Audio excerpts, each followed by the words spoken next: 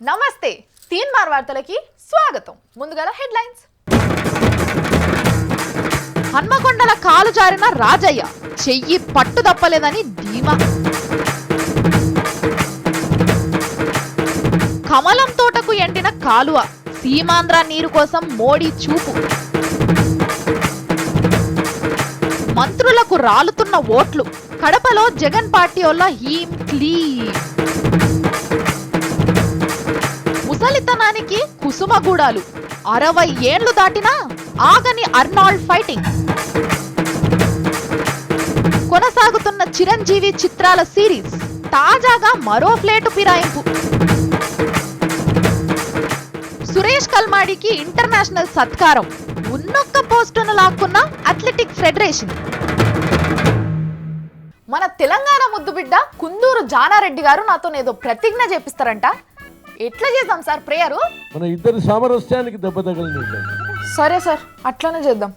ఇద్దరము జాతి సమైక్యత, తెలుగు సమైక్యతను మాత్రం కాపాడుకుంటూనే ఉండాలి. తప్పకుండా సార్, మొదలు పెడదామా? భారతదేశం గర్వపడే విధంగా, భారతదేశం గర్వపడే విధంగా, అభివృద్ధి పదంలో మొత్తం భారతదేశానికి మోడల్గా ఉండే విధంగా. Sir sir sir sir please మళ్ళొకసారి నో తిరుగుతలేదు. అభివృద్ధి పదంలో మొత్తం భారతదేశానికి మోడల్గా ఉండే విధంగా, అభివృద్ధి పదంలో మొత్తం భారతదేశానికి మోడల్ గా ఉండే విధంగా, అనేక మంది ఆదర్శంగా తీసుకునే విధంగా,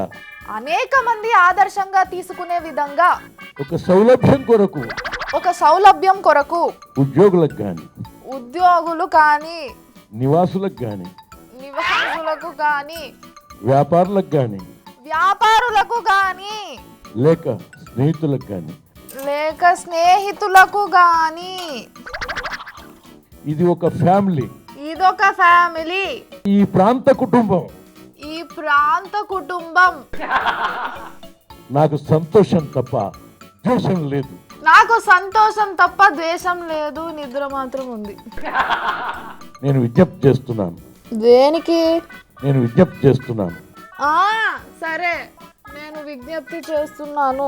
వాళ్ళకి ఆత్మాభిమానంలో కానీ, లేక వ్యాపార రీత్యా కానీ, లేక ఆస్తుల విషయంలో కానీ, ఏ పరిస్థితుల్లో కూడా మళ్ళీ తిరిగి ఈ నిర్ణయం నేను భరోసా ఇస్తున్నాను. అది అందుకు పదే విజ్ఞప్తి చేస్తున్నా. అందుకు పదే ఎందుకు సార్? ఒక్కసారి చెప్తే చాలు. అటువంటి విష పరిణామాలు, అవాంఛనీయ పరిణామాలు, అటువంటి విష పరిణామాలు అవాంఛనీయ పరిణామాలు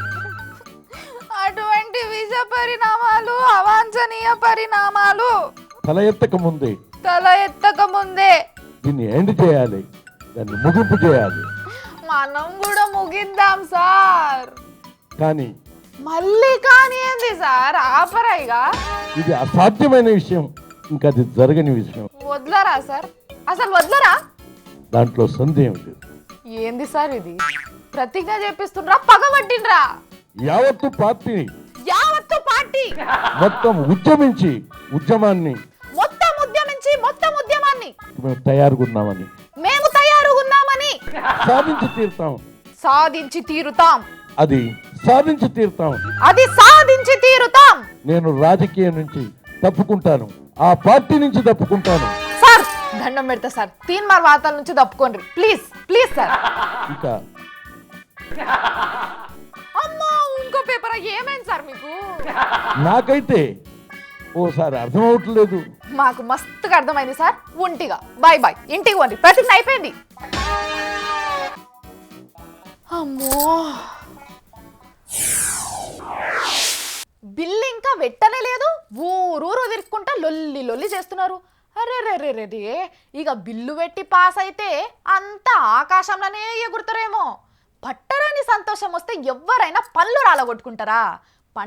పండగ లెక్క చేసుకోవాలి కానీ పరేషాన్ చెయ్యొద్దు కదా. ఓసారిని చూపిస్తాము హీ అని ఈకిలేస్తున్నాడు కానీ జర్రంతలా ఎంత ఆగం చేసిండో చూడుండ్రి. ప్రత్యేక రాష్ట్ర ప్రకటన వచ్చినాక తెలంగాణ కాంగ్రెస్ లీడర్లకు సంతోషం కట్టలు తెంచుకుంటున్నది. అమ్మిచ్చింది మేం తెచ్చినాం, మళ్ళా మేమే లీడర్రం, మేమే కథ అని ఊరూరు తిరుగుతున్నారు. ర్యాలీలు, పూలదండలు, సన్మానాలు, సత్కారాలు, అరే ఒక్కటి కాదు రెండు కాదు. మేం పార్లమెంట్లో అడుగు పెట్టినాకనే తెలంగాణ వస్తున్నదని సంతోషం అంతా పంచుకుంటున్నారు ప్రజలతోటి. ఇట్లా అందరి లెక్కనే మన వరంగల్ ఎంపీ సారు అదే రాజయ్య గారు హన్మకొండలున్న అంబేద్కర్ బొమ్మకు పూలదండేసి మొక్కుదామని పోయిండు. ఇక పోయేటప్పుడు ఒక్కడెట్లా పోతాడు, అందుకే కాంగ్రెస్ కార్యకర్తల మందని ఎంటేసుకొని ర్యాలీతోని పోయిండు. ఇగో అంబేద్కర్ సార్ ఉన్న పార్కులకు వచ్చిండు. అంతలోనే ఓ కార్యకర్త తెలంగాణ వస్తున్నదన్న సంతోషం ఆపుకోలేక రాజయ్య సార్ను గట్టిగా కావాలించుకోవాలని పోయిండు. ఆ తర్వాత కథ ఇక మీరే చూడండి. ఉరే ఉరే ఉరే ఉరే అమ్మా పడనే పడరే, ఉంటే ఉండాలే గాని ఇంత అవసరమా రాజన్న?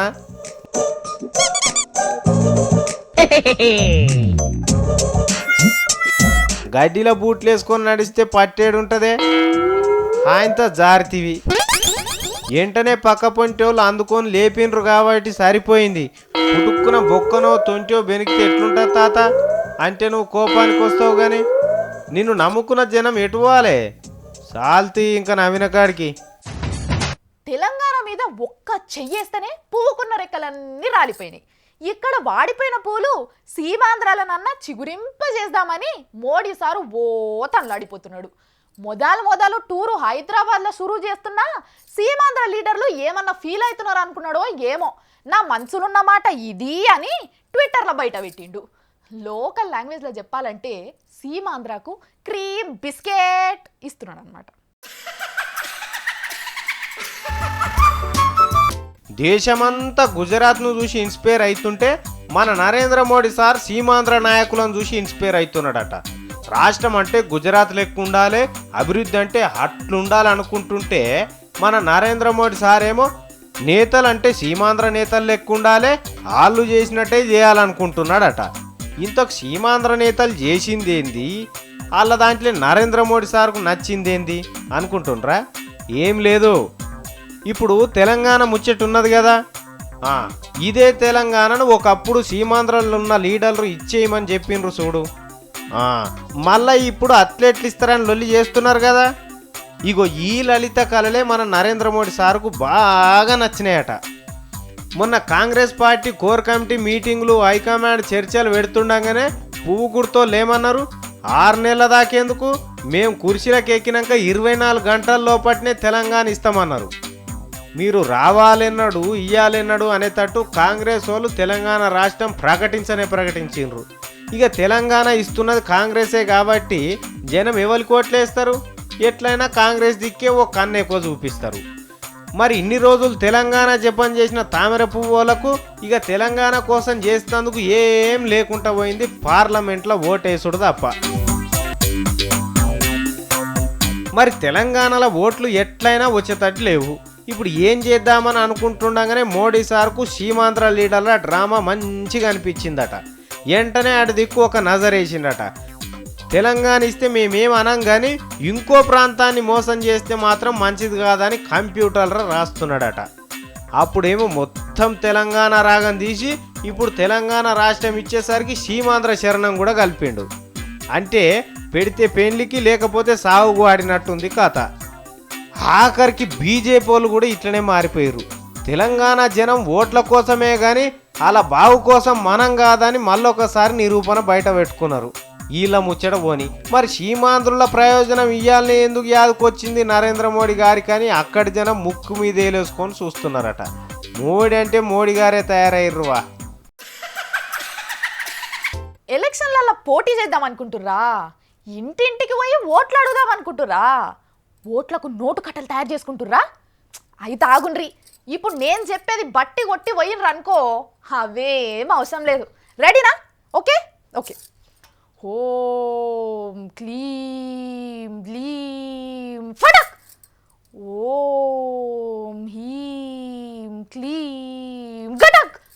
అంతే, గెలిచిపోయినట్టే. నిజం అనుకునేరు ఓలన్నా ఇట్లా వేసుకుంటా కనిపించారు అనుకో, మూతి పళ్ళు రాలా కొట్టుండ్రి. ఎలక్షన్ల గెలవాలంటే ఏం చేస్తారు నాయకులు? పైసలు వంచుతారు, ఇంకా కొంతమంది కోటర సీసాలు వంచుతారు. ఇవన్నిటికీ ఇననోళ్ళను కాళ్ళ మీద పడి దండం పెట్టుకుంటారు. ఒకసారి అవకాశం ఇయ్యండ్రి, నన్ను గెలిపియండ్రి, పొద్దుగాల లేస్తే మీ ఇంటి ముంగట మోరికాడనే సేవ చేస్తా అంటాడు. ఇవన్నీ ఎందుకు చేస్తారు? అవతల క్యాండిడేట్ను ఓడగొట్టి చెవులు మూపించేతందుకు. ఇవి కాకుండా ఇంకేమైనా ఉంటాయా ప్రతిపక్షం వాళ్ళని ఓడగొట్టేతందుకు? మీరు అనుకున్నవి కాకుండా ఇంకొకటి కూడా ఉన్నది. ఏందో ఎరికేనా? బయటి పార్టీ వాళ్ళని ఓడగొట్టాలంటే కడప జిల్లా రాయసోటి తాలూకా చిన్నమండే మండలం దిగువ కొట్టివీడు అనే ఊళ్ళి ఉంది. ఆడ కాంగ్రెస్ పార్టీ వాళ్ళు ఓడిపోయేందుకు జగన్ పార్టీ వాళ్ళు ఏం చేసిరో తెలుసా? క్షుద్ర పూజలు చేసిరట. ఇప్పుడే నవ్వకుండ్రి, ఇంకా మస్తుగా ఉంది కథ. ఇంట్లో ఓట్లు అయిపోయినాయి, ఫలితాలు వచ్చినాయి. జగన్ పార్టీ వాళ్ళు గెలిచిరు. అమ్మా, మా ఇంట్లో ఉన్న ఆడోళ్ళది రబ్బర్ బ్యాండు, దువ్వెన, పండ్ల దోముకునే బురుసు పట్టుకపోయి బొమ్మలు తయారు చేసి పూజలు చేసిర్రు, మమ్మల్ని ఓడగొట్టిర్రని ఓడిపోయిన కాంగ్రెస్ వాళ్ళు అంటున్నారు.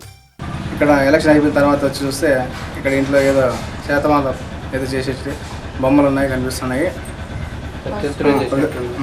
మాకు ఆపోజిషన్ పార్టీ ప్రత్యర్థులు చేసే అనుమానాలు ఉన్నాయి. కాబట్టి ఇక్కడ ఇంట్లో ఉండాలన్నా కూడా భయంగా ఉంది. ఎట్లున్నది ముచ్చట? బొమ్మలు క్షుద్ర పూజలతోని గెలిచేది ఉంటే ఇప్పటికి ఎంతమంది ఎమ్మెల్యేలు అవుతుండే, ఎంతమంది మంత్రులు అవుతుండే? వాస్తులు బాగలేక గోడలు గూల కొట్టుకునుడు పాత ముచ్చటనే కానీ గిట్లా చేతవాళ్ళు బొమ్మలతోని గెలుసుడు ఉంటుందా? ఇంకా ఈ పిచ్చి మూఢనమ్మకాలతో జనం తిరుగుతుంటే నవ్విపోతారు ఎవరన్నా చూసి. నీ పాడుగాను మారది ఇక మా చిట్టమ్మ మారది. మొన్న అయితే చెప్తి లేటు రావద్దు అని, మళ్ళా ఇయ్యాల అదే లేటు. కుక్క తొక్కకి గుండ్రాయి కట్టినట్టే ఉంది నా పని. ఆగో ఇవాళ మళ్ళేందో ఏసమైతే వేసుకొస్తుంది. అమ్మగారు, హాయ్ రాములమ్మ. నీ సంతోషం పాడుగాను, ఏమైందో చెప్పరాదమ్మా. ఏం చెప్పాలి రాములమ్మ, ఈ సంతోషం ఎవరితో పంచుకోవాలో అర్థం కావట్లేదు రాములమ్మ. ఎందుకు? ఏమైంది? హైదరాబాద్ లో మా బంధువులు ఉండేవారని ఒకప్పుడు నీకు చెప్పాను కదా. అవును, వాళ్ళు ఎక్కడున్నారో నీకు తెలియదు కదా. ఇప్పుడు దొరికిపోయారు రాములమ్మ. ఎక్కడేంటి, మన సచివాలయంలోనే ఉన్నారు. సచివాలయంలోనా? అవును రాములమ్మ. అక్కడేం చేస్తున్నారు? ఏంటి రాములమ్మ, మా బంధువులంటే అక్కడ సెక్రటరియట్ లో ఉద్యోగం చేస్తారు. ఎవరు? మీ పెద్ద నాన్నగారా? ఒక్క మా పెద్దనే కాదు రాములమ్మ, పెద్దమ్మ ఇద్దరు కొడుకులు అందరూ సచివాలయంలోనే ఉద్యోగం చేస్తున్నారంట. అమ్మో, ఏంది ఇంట్లో వాళ్ళంతా సచివాలయంలోనే కొలువు చేస్తురా? అవును రాములమ్మ, చాలా సంతోషంగా ఉంది. మీ పెద్దమ్మ కుటుంబమే ఉందా? ఇంకెవరైనా ఉన్నారా? ఏమనుకున్నావు, మా వాళ్ళే ఎక్కువ మంది ఉన్నారు సచివాలయంలో. సాల్తి సంబరం. మా వాళ్ళు లేరా ఏంది? ఎంతమంది ఉన్నారో చెప్పు. మీ వాళ్ళు ఎంతమంది ఉన్నారో చెప్పు ముందు. రాసుకో, చెప్తా. చెప్పు. మొత్తం 14 మంది అడిషనల్ సెక్రటరీలు ఉంటే అందులో 13 మంది మా సీమాంధ్ర ప్రాంతం వారే. అంటే ఒక్కలే తెలంగాణనా? అవును, జాయింట్ సెక్రటరీలు మొత్తం మీద 29 మంది ఉంటే అందులో మీ తెలంగాణ ప్రాంతం వాళ్ళు 3. అప్పుడే ఏమైంది రాములమ్మ, ఇంకా చాలా ఉంది. అసిస్టెంట్ సెక్రటరీలు 233 మంది ఉంటే అందులో 188 మంది మా వాళ్ళే. సెక్షన్ ఆఫీసర్స్ కూడా మా వాళ్ళు 609 మంది ఉంటే మీ వాళ్ళు బోర్డు 117 మందే. మరి అసిస్టెంట్ సెక్షన్ ఆఫీసర్స్? అందులో కూడా మా వాళ్ళే ఉన్నారు రాములమ్మ. 1200 మంది సీమాంధ్ర వాళ్ళు ఉంటే కేవలం 235 మందే తెలంగాణ వాళ్ళు. ఇంకా ప్రైవేట్ సెక్రటరీలు 77 మంది వాళ్ళే. తెలంగాణ వాళ్ళు 13 మందే తెలుసా. స్పెషల్ కేటగిరీస్ తేనోలు? అందులో కూడా మా వాళ్ళే ఎక్కువ. 23 మంది ఉంటే 20 మంది మా వాళ్ళే. ఇంత మంది ఉన్నారా? అవును రాములమ్మ, వాళ్ళంతా మాకు దూర బంధువులే. అంటే సచివాలయంలో 2000 మంది సీమాంధ్ర ఉద్యోగులుంటే తెలంగాణ వాళ్ళు 434. అవును రాములమ్మ, ఇప్పుడన్నా అర్థమైందా మా వాళ్ళు ఎంత మంది ఉన్నారో? అయినా నీకు ఈ లెక్క ఎప్పుడు దొరికింది? మొన్న మా వాళ్ళు ర్యాలీ తీశారుగా, అప్పుడే తెలుసుకున్నా. ఉన్నారా లెక్క? అందుకేనా చిట్టమ్మ అంత సంతోషంగా గంతులేస్తున్నావు? అవును రాములమ్మ, ఇంతమంది మా బంధువులను ఒకేసారి చూసేసరికి సంతోషం ఆపుకోలేకపోయాను రాములమ్మ.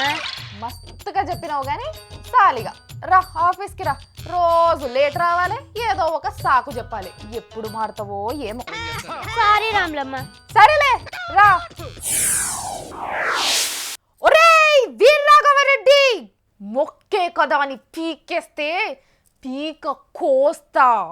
ఈ డైలాగ్ అవ్వలతో నేను చెప్పకుండా మీకు తెలిసే ఉంటుందిలే కానీ, మరి మన చిరంజీవి సార్ నాటిన మొక్క తులసిదేనైతేనేమో ఏమనొద్దు, అదే లొట్టపీసు చెట్టు అయితే గుంజి అవతల పడేయాలి. ఇక మన చిరంజీవి సారు తులసి మొక్క సొంటి మనిషి అయితే ఏం కాదు కానీ, పిచ్చి మొక్క అయితే ఏం చేయాలి? వెంటనే టూరిజం తాళంచే గుంజుకొని ఇంకా వాళ్ళకన్నీ ఇయ్యాలి. ఈ ముచ్చటిన్నాక సారు తులసి మొక్కనా తుర్పు మొక్కనా మీరే చెప్పుండ్రు. ఇక టూరిజం మంత్రి కాక ముందటి నుంచే టూర్కు ఒక ముచ్చట చెప్పుడు మన చిరంజీవి సార్కు అలవాటు.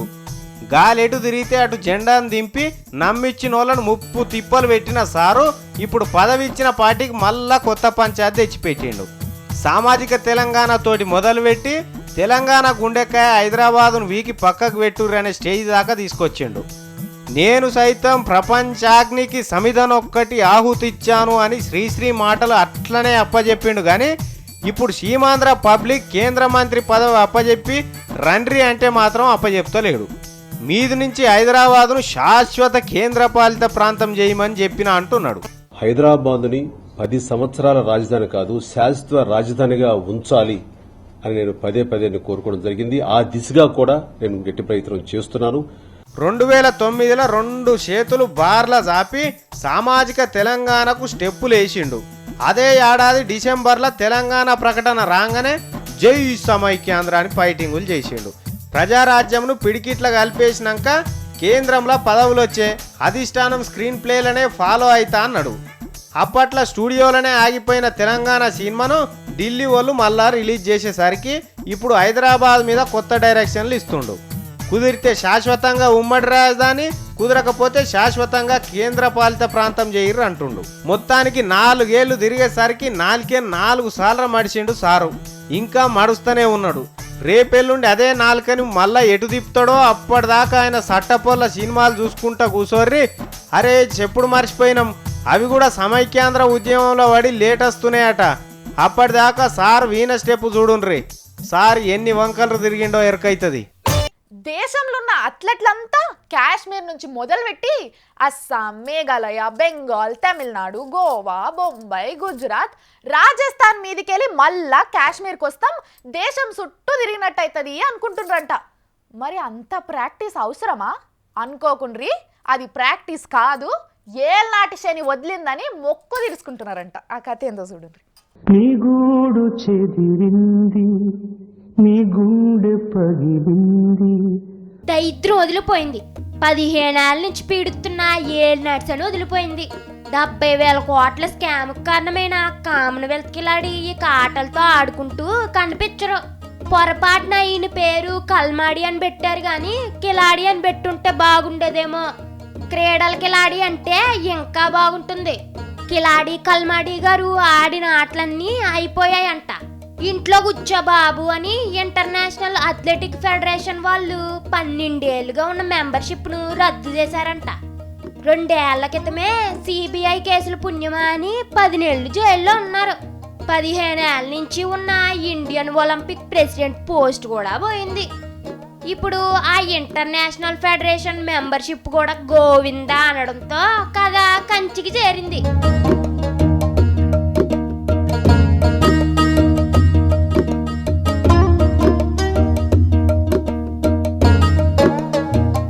కోట్ల మందికి ఇప్పటికీ తిండి సరిగా లేని మన దేశంలో 1000 కోట్లతో ఆటలేంటి అని మన మణిశంకర్ అయ్యర్ సార్ లాంటి వాళ్ళు అంటూనే ఉన్నారు.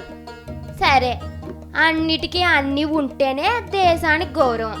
ఈసారి కానిద్దాంలే. ఇలా బాగా చేస్తే ఒలింపిక్స్ కూడా నిర్వహించే తాహతు మనకుందని తెలిసిపోతుందని సరే అన్నారు అందరూ. కానీ స్టేడియంలో గడ్డి నుంచి మొదలుపెట్టి స్పోర్ట్స్ విలేజ్లోని రూముల్లో బెడ్ల వరకు అన్నింట్లోనూ నాసిరకమే. ఇప్పటి వరకు ఏ కొద్ది మందికో తెలిసిన మన వ్యవహారాన్ని ప్రపంచమంతా పిలిచి చూడండి బాబు, మేము మా దరిద్రుల పనితీరు అని చాటింపేసుకున్నట్టు అయింది. కామన్వెల్త్కు రాసిన ప్రచారం పాట నుంచే ఇది మొదలైంది.